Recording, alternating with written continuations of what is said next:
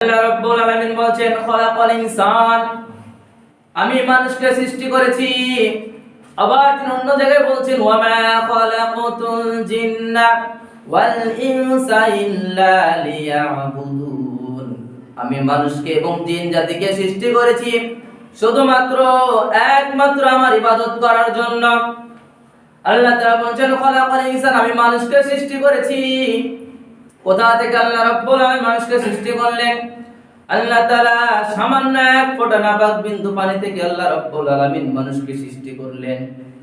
তারপর আল্লাহ তাআলা বলছেন আল্লামাহুল বায়ান, আমি তাদেরকে ভাষা শিক্ষা দিয়েছি, আমি তাদেরকে এমন একটি বাক শক্তি দিয়েছি, এমন একটি বিবেক দিয়েছি, বুদ্ধি দিয়েছি, যা অন্য কোনো প্রাণীকে দেই নাই। আমি আল্লাহ তাআলা আল্লামাহুল বায়ান, তাদেরকে ভাষা শিক্ষা দিয়েছি, এমন একটি বাক শক্তি তাদেরকে দিয়েছি যা অন্য কোনো জীবজন্তুকে দেই নাই, অন্য কোনো প্রাণীকে দেই নাই। এই জন্য আমি আল্লাহ তাআলা তাদেরকে বাক শক্তি দিয়ে তাদেরকে আমি সর্বোত্তম রূপে তাদেরকে শিক্ষা দিয়েছি। এই জন্য আল্লাহ তাআলা মানুষকে প্রাণী থেকে আলাদা করে রেখেছে। কোন জীবজন্তু সেই বাক শক্তি জানে না। বিভিন্ন জায়গায় বিভিন্ন জাতি বসবাস করে, বিভিন্ন জাতি বিভিন্ন ভাষায় কথা বলে থাকে। এই ভাষাটা দিয়েছেন কে? এই ভাষাটা একমাত্র আল্লাহ তাআলা দিয়েছেন। আল্লাহ তাআলা সৃষ্টির পরে আল্লাহ তাআলা মানুষকে ভাষা শিক্ষা দিলেন। তারপর আল্লাহ তাআলা বলছেন লাকাদ খালাকনাল ইনসানা ফি আহসানি তাকওয়িম, আমি মানুষকে উত্তম রূপে সৃষ্টি করেছি, সবচেয়ে উত্তম রূপে সৃষ্টি করেছি। তারপরে তুম্মা রাদাদনাহু আসফালা সাফিলিন, তারপর আমি তাদেরকে হীনতার দিকে ঠেলে দিয়েছি। কেননা যখন তাদেরকে আমি সৃষ্টি করেছি, উত্তম রূপে সৃষ্টি করার পরে তাদেরকে বাক শক্তি দিলাম, তাদেরকে মানসিক শক্তি দিলাম, তাদেরকে দৈহিক শক্তি দিলাম, তাদেরকে যৌবন শক্তি দিলাম, সবকিছু দিয়ে, সবকিছু উপকাঠামো দিয়ে তাদেরকে আমি উত্তম রূপে সৃষ্টি করলাম। কিন্তু উত্তম রূপে সৃষ্টি করার পরে যখন তারা আবার আমার থেকে পথভ্রষ্ট হয়ে যায়, আল্লাহ তাআলা অন্য জায়গায় বলছেন আমি যখন তার পথভ্রষ্ট হয়ে যায় আমি তাদেরকে পথ দেখিয়ে দিই। অন্য জায়গায় সূরা তাহার ভিতরে আল্লাহ রাব্বুল আলামিন বলছেন যখন ফিরাউন মুসার মুখে যখন রিসালাতের বাণী শুনলো, তখন মুসাকে ফিরাউন জিজ্ঞেস করলো, ও মুসা, এই বাণী তোমার কোন বাণী? কোন রব তোমাকে বাণী দিয়েছে যে রব আমার কাছে দুধ পাঠায়? মুসা আলাইহিস সালাম বললেন, ও ফিরাউন, এটা হচ্ছে আমার সেই রব যেই রব সকলকে সৃষ্টি করেছেন, এক একটি আকৃতি দান করেছেন। সুবহানাল্লাহ। মানুষকে সৃষ্টি করেছেন সুন্দর আকৃতি দিয়ে, দুইটা চক্ষু দান করেছেন, দুইটা হাত দান করেছেন। তার বডি আল্লাহ তাআলা যেভাবে দরকার সুন্দর একটি আকৃতি দিয়ে আল্লাহ রাব্বুল আলামিন সৃষ্টি করে দিয়েছেন।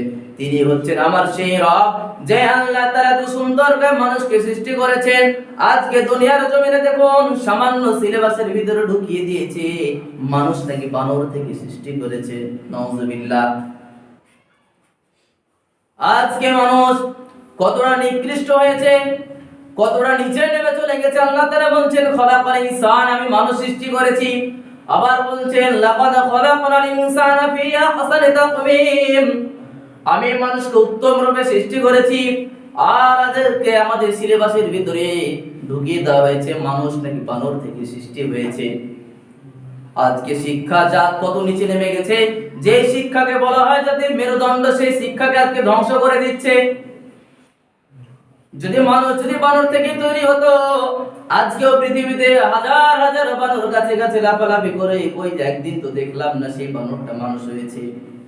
তার মানে এই বোঝা যাচ্ছে এই কুসংস্কৃতি এমন ভাবে ঢুকিয়ে দেওয়া হচ্ছে যাতে করে আমাদের পরবর্তী যে জীবন মানুষগুলো আসবে, যে প্রজন্মগুলো আসবে, তারা যেন একটি কথায় তাদের মাথায় ঢুকে যায়, তারা যেন বুঝতে পারে আমার বাপ দাদাগুলো বানর থেকে সৃষ্টি হয়েছে। নাউজুবিল্লাহ। তাহলে আজকে আমাদের শিক্ষা জাতিকে কোথায় নিয়ে যাচ্ছে? আজকে আমরা মুসলমান, ধিক্কার জানাই যেই দেশে ৯৯% মুসলমান, ৯৬% মুসলমান, সেই দেশে আজকে মানুষকে বানর থেকে মানুষ তৈরি এই সিলেবাস আজকে আমাদের বইয়ের ভিতরে ঢুকিয়ে দেওয়া হয়েছে। আমাদের সন্তানদেরকে এই সব শিক্ষা আজকে দেওয়া হচ্ছে। কিন্তু আল্লাহ তাআলা কি বললেন খলাকাল ইনসান, আল্লাহ মানুষ সৃষ্টি করেছেন। তা আল্লাহ তাআলা কোরআনে যেখানে বলছেন আমি মানুষকে সৃষ্টি করেছি, সেখানে বানানোর তো কোনো প্রশ্নই আসে না। আল্লাহ তাআলা কত সুন্দর করে মানুষকে সৃষ্টি করেছেন। যদি একটি চোখ যদি না থাকে, তারপরও সেই চোখটাকে রিপোর্ট করে নেয়, তারপরও কত সুন্দর দেখা যায়। যদি সেই মানুষটি যদি শুয়ে থাকে তাও সুন্দর দেখা যায়, যদি রাস্তায় হাঁটে তারপরও সুন্দর দেখা যায়। যখন সে একদিকে হেলান দিয়ে বসে থাকে, যখন সে একটি ছবি তোলে তখন তাকে সুন্দর দেখা যায়, যখন সে ঘুমিয়ে থাকে তখন তাকে সুন্দর দেখা যায়, যখন সে নামাজে দাঁড়িয়ে যায় তখন তাকে সুন্দর দেখা যায়, আবার যখন সে রুকুতে যায় তখন তাকে সুন্দর দেখা যায়, যখন সে সিজদা করে তখন তাকে সুন্দর দেখা যায়। এমন একটি মানুষকে আজকে বানরের উপাধি দিয়ে দিয়েছে। ও মুসলমান, একটিবার বিবেককে প্রশ্ন করে দেখুন তো আমরা কোথা থেকে এসেছি? আমরা কোথা থেকে এসেছি? আমরা সকলে তো আদম আলাইহিস সালাতু ওয়াস সালাম থেকে এসেছি। তাহলে আজকে আমরা শিক্ষা কোথায় গেছে নিয়ে একটিবার নিজের বিবেককে প্রশ্ন করুন। হাদিস শরীফের ভিতরে রাসূল করিম সাল্লাল্লাহু আলাইহি ওয়াসাল্লাম বলেন, ফাদলুল আলিমি আলাল আবিদি কাফদলি আলা আদনাকুম। রাসূল সাল্লাল্লাহু আলাইহি ওয়াসাল্লাম সাহাবাদেরকে বলছেন, ও আমার সাহাবীরা শোনো, তোমাদের মধ্যে আমি যেমন তোমাদের মধ্যে সবচেয়ে উৎকৃষ্ট, সবচেয়ে ভালো, ঠিক অনুরূপ ভাবে এমন একটি সময় আসবে যে সময়তে আমি থাকবো না। ওই সময়তে কিছু বান্দা থাকবে যারা আমল আখলাক ভালো করবে, তারা হবে আমার মতো হবে, কিন্তু আমার ন্যায় হবে।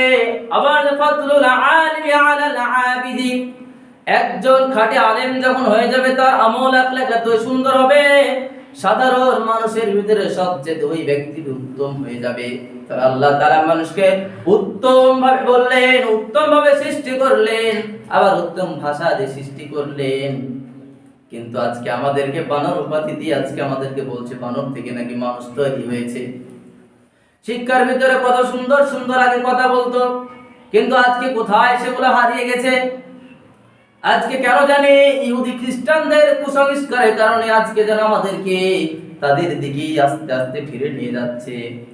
আজকে আগে আমরা কত সুন্দর পড়তাম, এই সুন্দর ফুল, এই সুন্দর ফল, মিঠা নদীর পানি, খোদা সবই তোমার মেহেরবানি, কত সুন্দর একটি ছড়া ছিল।